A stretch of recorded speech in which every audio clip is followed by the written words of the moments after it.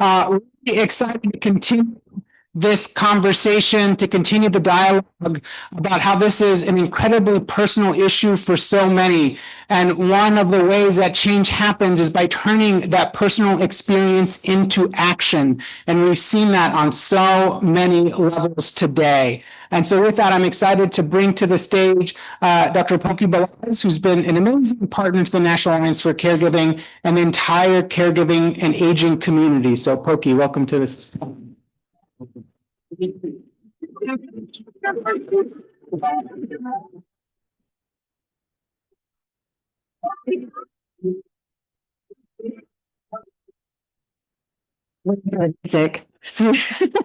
Music. Wait. Aloha. Yes, that's what I was hoping for. Thank you, everyone. All right, good afternoon. My name is Jason mentioned is Dr. Poki Balash, and I am a current caregiver. I currently care for my father who is in the end stages of Alzheimer's disease and my autistic nephew. I also serve as a geriatric nurse practitioner with a background in Alzheimer's, brain health, and my passion, caregiver financial health, as well as a congressional health and policy fellow, and I have the pleasure of serving in Senator Andy Kim's office. I would like to welcome all of you to our When Policy Meets Personal fireside chat. Today, we're exploring one of the most powerful forces behind meaningful policy making, lived experience. Family caregiving touches nearly every household in America, and yet remains one of the most invisible forms of labor in our society. The majority of family caregivers are women, but nearly 25 million men shoulder family caregiving responsibilities, often quietly and without acknowledgement or support. Their stories, though, are vital to understanding the full picture of caregiving in America. We are honored today to be joined by Senator Andy Kim of New Jersey, whose openness about his caregiving journey has helped bring these experiences to light. His story reminds us that caregiving is not confined to any one gender, generation, or background. It is a universal responsibility that should be matched by universal support. Leading today's conversation is Richard Louie, a journalist with NBC Universal News Group and principal at CareGenome. Richard is deeply committed to sharing the stories of family caregivers to expand how we see and value caregiving in all of its forms. His own caregiving story, captured in the powerful documentary Unconditional, has sparked dialogue and change on a global scale. Together, they will explore how caregiving shapes leadership, how personal experience can influence public service, and what it will take to make supporting America's 63 caregivers a true national priority. Please join me in welcoming Senator Andy Kim and Richard Louie to the stage.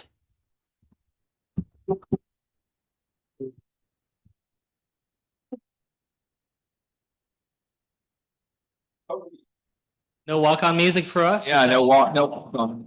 I was wondering what they were going to choose. Poki, thank you so much. Caregiver Nation, how we doing? Day 2, ready to do big things, right? Big things. And talking about doing big things, Senator, thank you so much for taking the time. And we are setting a precedent here. We're making history. This is the first time that we have had a lawmaker from the Hill who's currently caregiving to share their story on stage at Caregiver Nation. Thank you so much for doing that. And we know that it took me about 2 years before I could say I was a caregiver. When did you say you were a caregiver? I think it first hit me just earlier in my time in the U.S. Senate. So, just to give you a back. First of all, I'm Andy Kim from New Jersey. Hi, everybody. There we go. I won't go into the full story, but what I'll just say is, my father's had health issues for his entire life. But last year, when I was on the campaign trail running for Senate, I got a call from the hospital, and he had been rushed to the hospital. He had taken a bad fall. And what we realized, so I had to just cut off my campaigning that day, rush on over. And certainly there were debilitating physical problems that he was facing, and my father's never going to be able to walk again. But beyond that, what that really exposed was a deeper cognitive decline as well. So my father was living on his own at the time, but he was living in a place with stairs. He could never go back there. And once he was removed from his sort of more comfortable, familiar space, it clearly just short-circuited something, and whatever he was able to do to kind of fake it before was no longer, and we just saw an unraveling.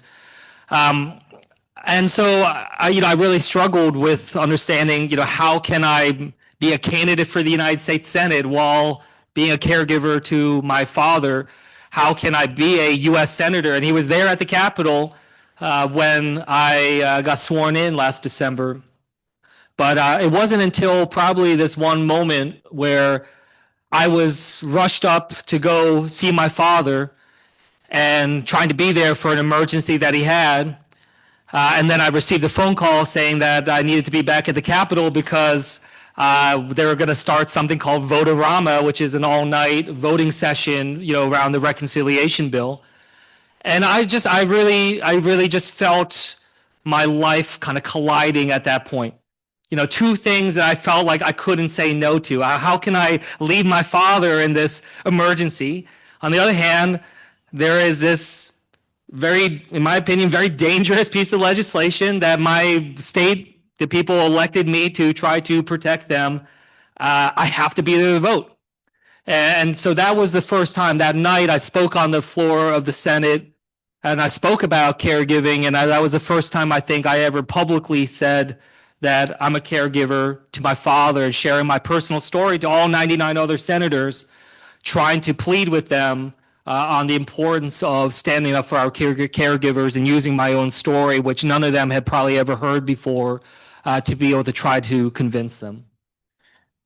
Thank you. Also, probably a precedent there in the Senate as you were sharing your story about caregiving. Senator, what did you say? Well, I talked about how I literally had just driven straight from my father to the Capitol. Mm-hmm.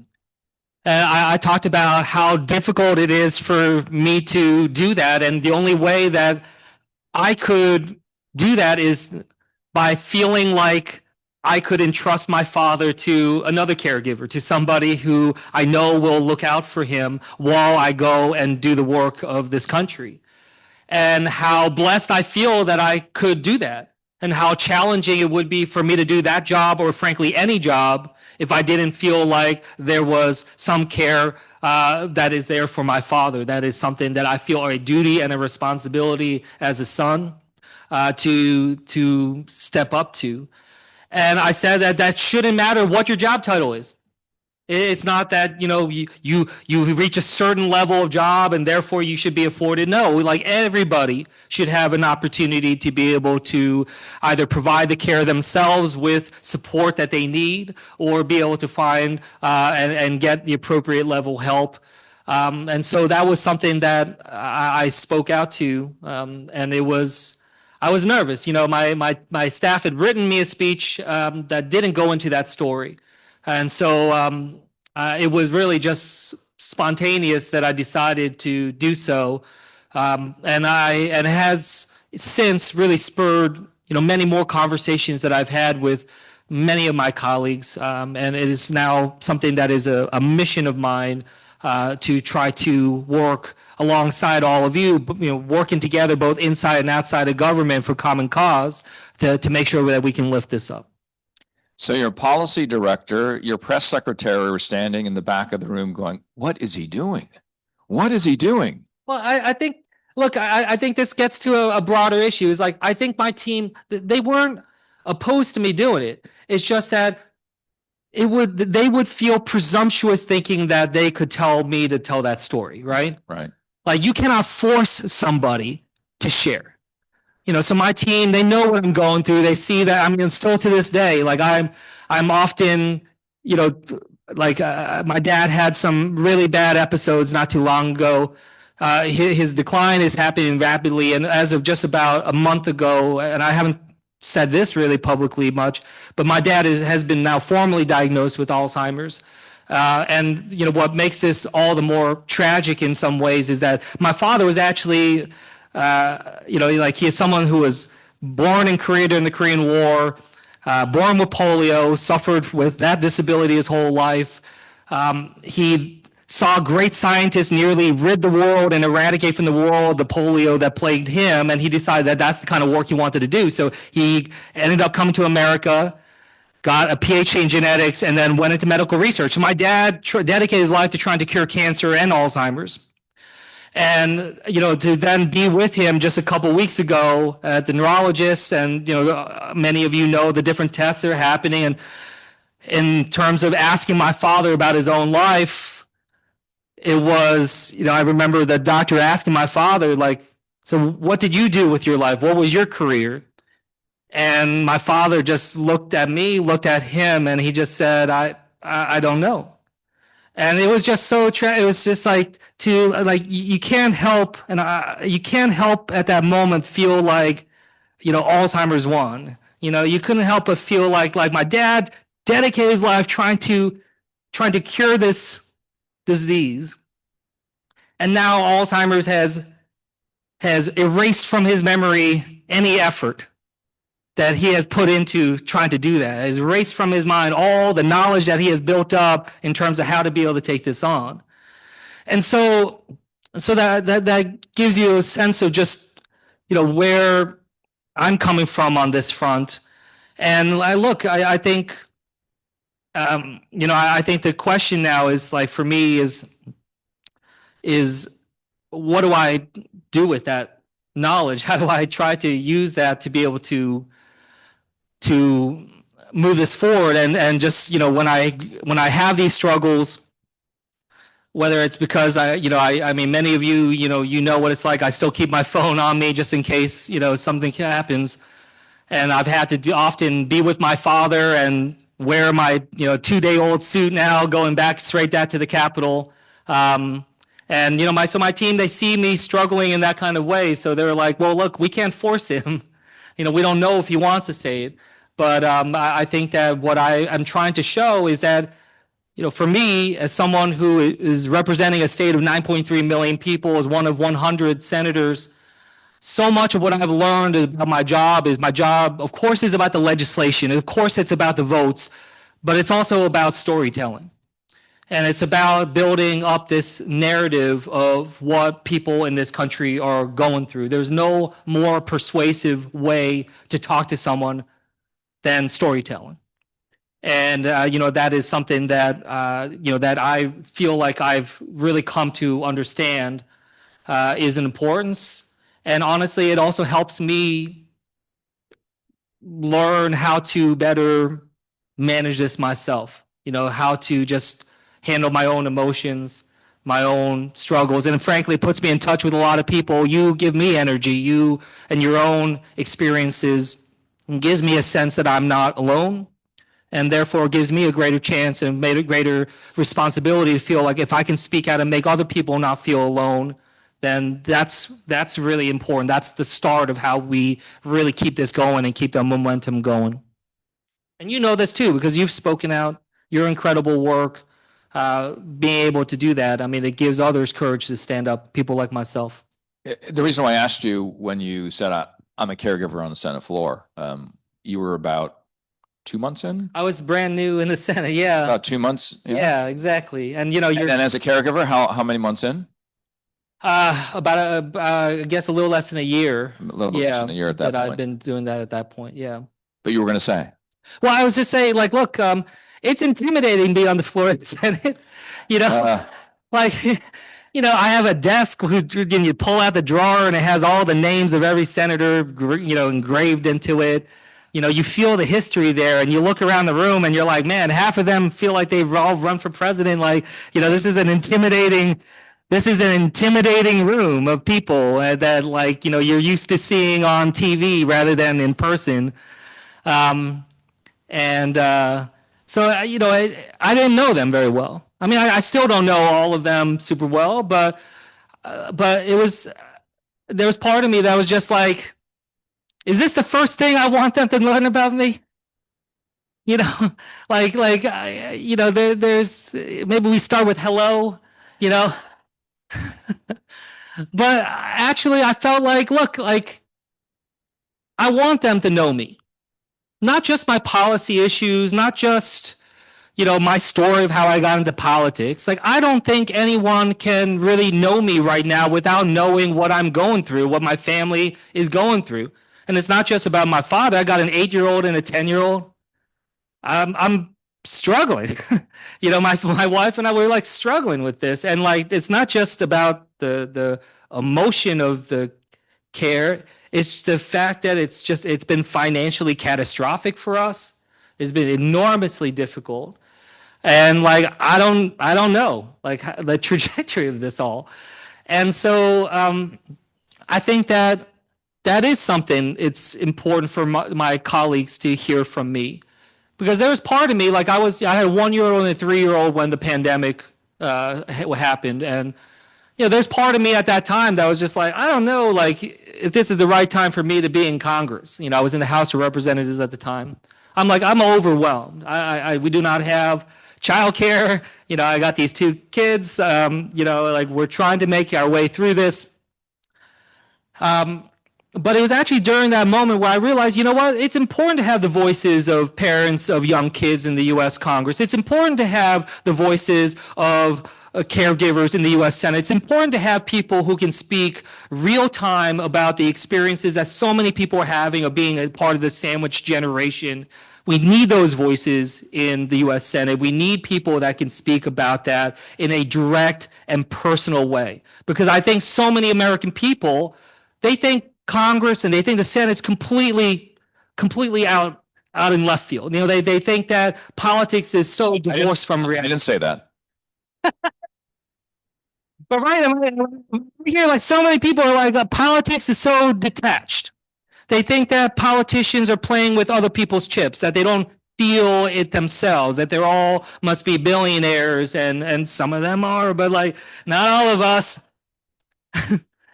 But like I think it hopefully will restore some sense of connection and some sense of trust from the American people to hear that there are U.S. senators that are going through challenging times, that don't know how they're going to be able to handle all the stresses that come with this, and that I have to think through these questions, not just about what is the best care for my father, but the fact that I have to think about in terms of what is the best care for my father that my family can afford. Like that is not a question that people should have to ask. In the richest, most powerful country in the world, like why is it that we have to ask that kind of question? And I think it's important for people to feel like those that are making decisions, that are dealing and negotiating the legislation, that they have that kind of understanding and experience. When you finished making that speech on the Senate floor, what did your fellow senators say to you? It's I've had a lot of senators come to me either after that speech. A few pulled me aside, and you'd be amazed by how many of them have had similar experience. I guess you wouldn't be amazed because so many Americans do have those types of experiences. So it's been a way for us to share and be able to connect. I remember just a couple weeks ago, as I told you, my dad was formally diagnosed with Alzheimer's, and I had that that episode where he couldn't remember where he was from, what work he had done. He also then turned to me, and the doctor turned to me and said, "What does your son do?" And my father had no idea what I do.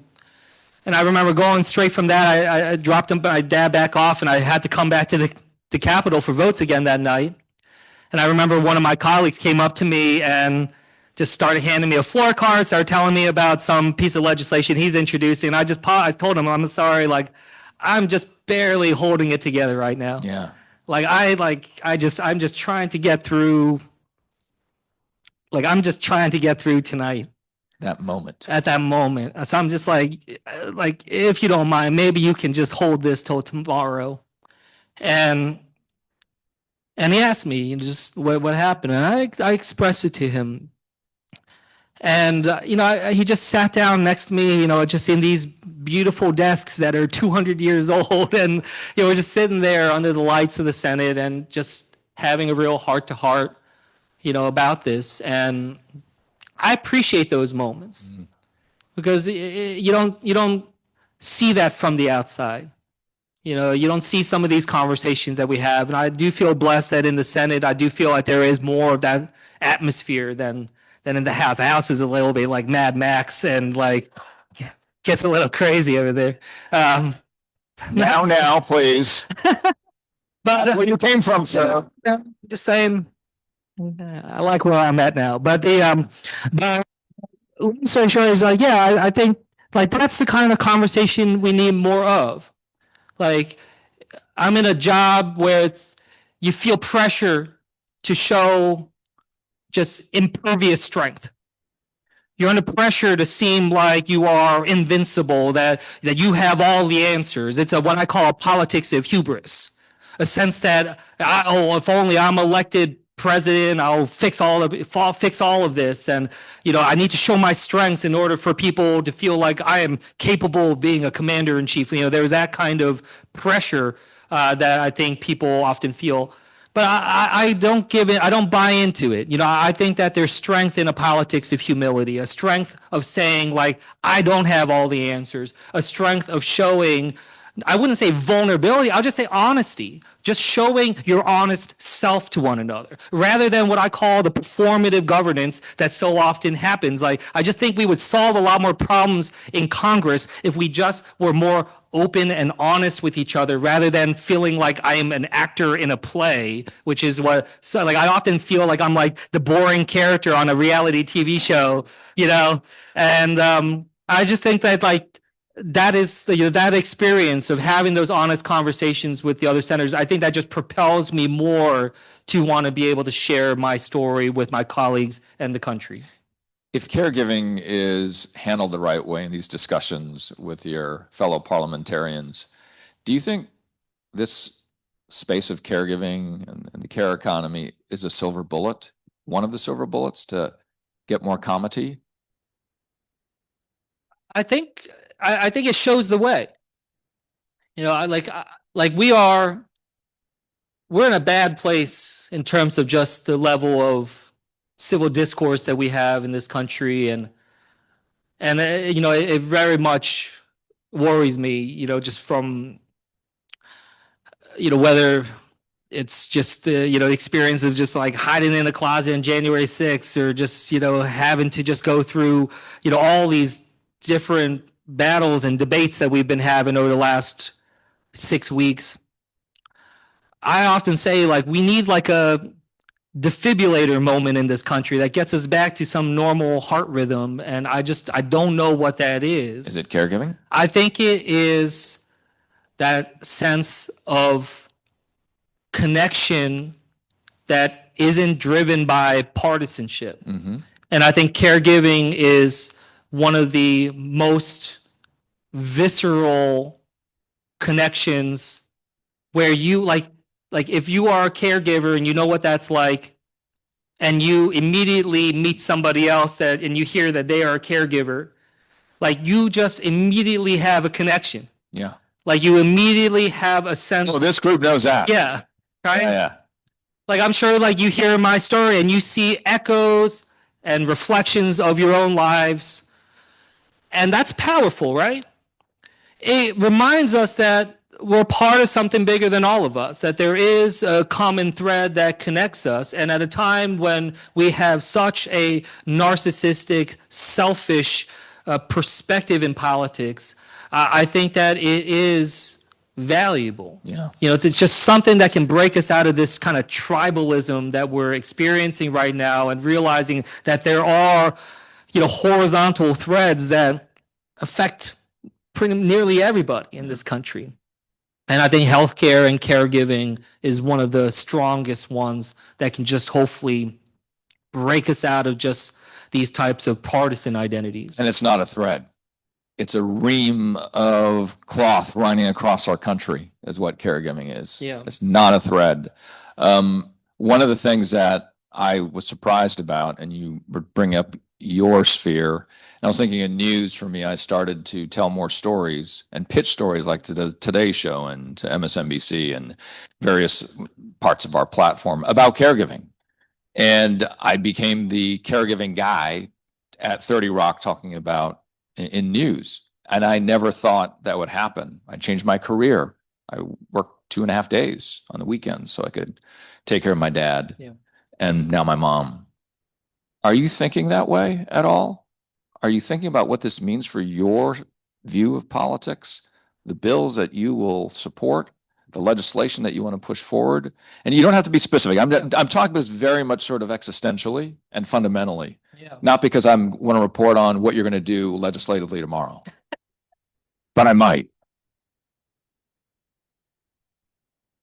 Yeah, look, it is in many ways the issues that I'm facing, the challenges I'm facing when it comes to caregiving, as well as just my parents' health and my kids, just my family. Like that is the gravity that which the entirety of the rest of my life right now is orbiting around. So yes, I've oriented so much of the work that I do in the Senate around this. Mm-hmm. I mean, there's a reason why I joined the Help Committee and why I'm focused so much on healthcare. And there's a reason why I've joined the Aging Committee, and there's a reason why I'm trying to put myself in a place where I can try to influence this. But the thing that I want to say here is and this is something I've learned in 7 years in the Capitol so far, which is I work in what's arguably the most reactionary building in America. It's just the building just constantly reacts to whatever the news of the day is. And that is just not the right orientation for us to be able to have this deeply strategic level discussion of not just what is right now, but this idea of what should it be like in this country for us to be able to provide the kind of support that caregivers need. And there is just this crisis of imagination and this crisis of empathy that exists up on the Hill that is making things difficult. So yes, I'm going through the day-to-days, but I still have to really carve out space to be able to say, no, I need to also make sure I'm doing my own thinking, my own work, trying to figure out what is the big idea I'm trying to solve. Because I don't want to just be somebody who gets through a career in the Senate and everything just looks like I was a fire extinguisher just putting out fires. I want to build. Right. I want to build something that can help people. And I feel blessed. I'm one of the younger senators. I got sworn in at the age of 42. I doubled the number of millennials in the Senate on the Dem side. I'm proud of it. But look, I could do a quarter century in the Senate and still only be 66 years old. I have runway. And I want to use that. I want to set a goal. What do I want to try to accomplish before I'm done? And I say this to you all, not to pander, but as just an honesty. I want to fix this problem of caregiving in America before I leave the U.S. Senate.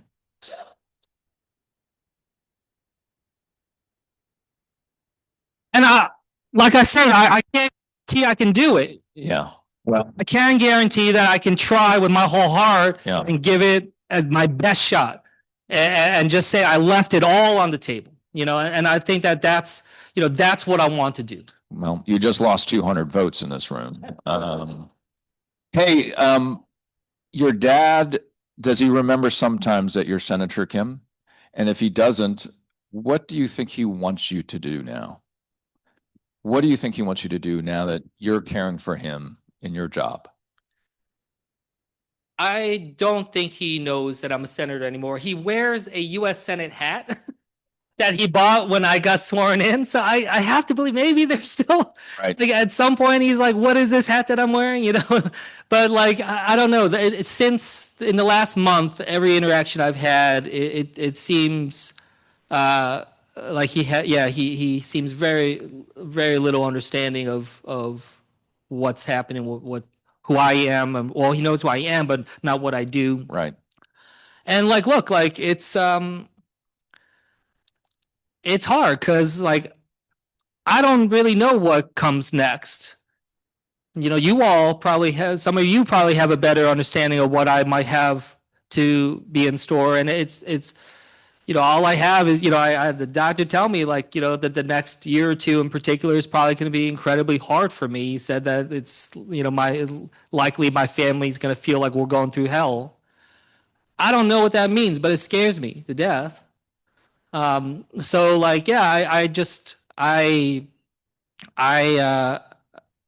you know, when I look at my father, when I'm there, you know, I'm just trying to think through, you know, what is it that I can do best for him, try to make sure he can live the kind of life of dignity and decency that he deserves. But it is it's very difficult when I don't feel like I have the answers to that. But again, that's exactly why I feel like it's important for me to tell this story, for me to try to shine a light on what this journey will look like, to try to hopefully help me be able to meet people that can help me deal with it, but also, you know, for us to try to create that common story, you know, not a thread, as you said, this, you know, tapestry that so many people are going through. Do you think he would say, Andy, don't do this?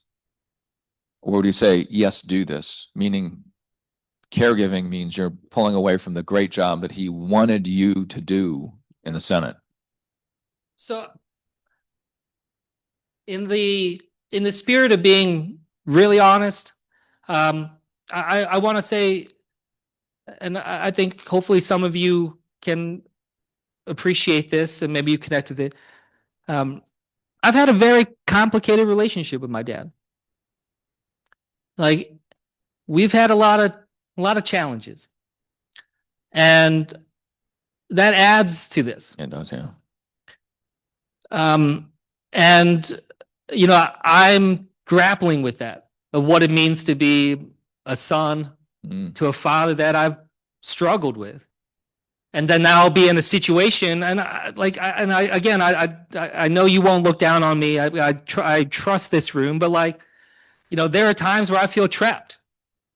You know, caring for somebody that I have had such a tough relationship with. So I'll be honest with you, like, I don't know what my father would say to me, because, you know, he said a lot of things to me in the past that I hope he at some point regretted. And I don't always get the sense that, yeah, you know, he's not somebody that respected my decision to go into government and public service.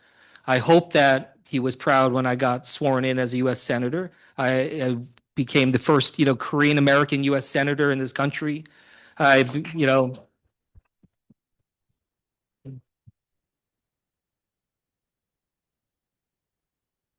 while I never became the doctor or lawyer, I get to work on issues of healthcare. You know, I write the laws now. Doesn't that help if I'm not a lawyer? But you write engineering laws. Exactly, that's right. But like, look, I don't know what he would say, but I could see that. I could see part of him. Like last year when he had greater faculty, there were times where I could see he was like, you know, like telling me like, be with your kids. You know, like I can handle this. And I felt that he felt some guilt that I had to do so much for him. That like I literally spent, you know, like the day after my win in my primary election, I spent the day after that having to clean out his apartment that he can no longer go to because it has stairs. And, you know, I did it all. Yeah.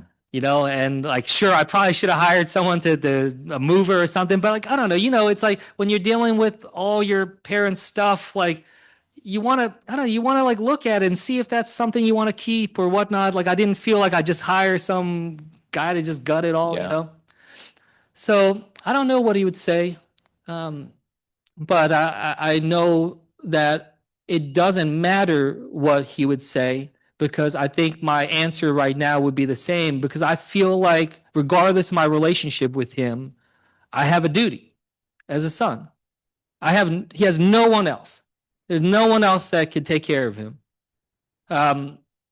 And I just feel like I have to do this. I have to just see this through and one way or another. Well, thank you for doing that. And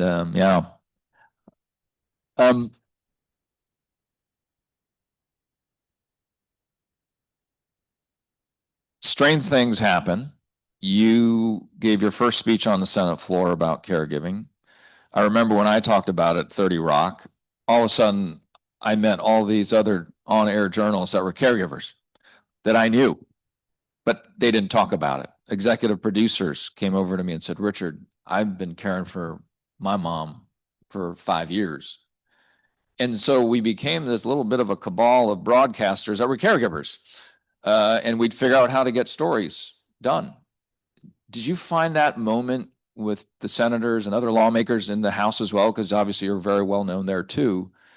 Has that happened? And do you think that's where you might go for some solace and some support? Because they've gone through it before too. I'm trying. Yeah. I will say it's not easy. Yeah. In part because of what I was saying before, of just like the pressures that we feel every day. We're in such a reactionary institution. I think I work what's arguably the most generalist job in America. Like we're always on the hook for potentially having to respond to anything that's in the newspaper. So there's it's so easy to get pulled in different directions. So yes, I've had some of my colleagues say, like let's get lunch and we can share our stories. We can figure out what we can work on. But then that lunch just slips a week, slips a month, slips a season. And then before we know, we're in a shutdown. And then before we know it, there's like, it just everything. Like when I worked, so before I used to work in diplomacy, I used to work as a State Department officer. And there was always this kind of saying, it's just overcome by events, OBE.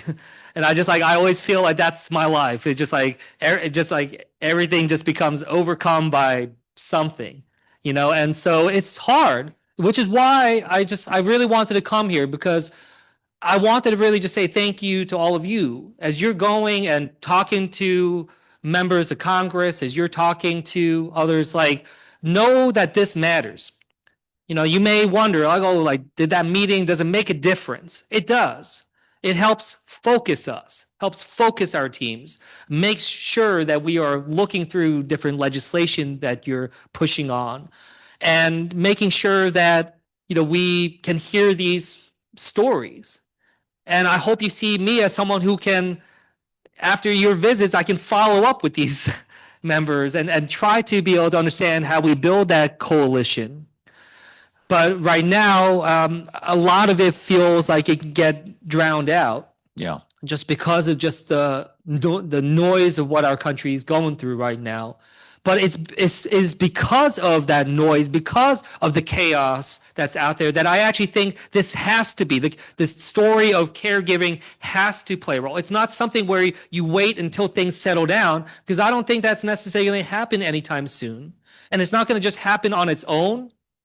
I actually think that what's going to be that defibrillator moment is, this sense of it's not going to happen simultaneously around the country, but it's going to be something where each of us encounters something like this. And it pulls me out of, I will say, what happened to my father definitely was a defibrillator moment for my life, pulled me out of just whatever crazy rhythm I was in and has focused me.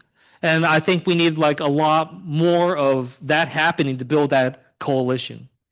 My last question is a composite question, but you can get to it fast. Is how many caregiving events have you been to? And are you a hugger? You can answer that in any order you like. Yeah, I am a hugger. I appreciate a good hug. Um, the I've been to a growing number of events, but like I said, like I'm still relatively new in this space in terms of being open about my own story. So please, like in this room, I mean, there are people from all over the country.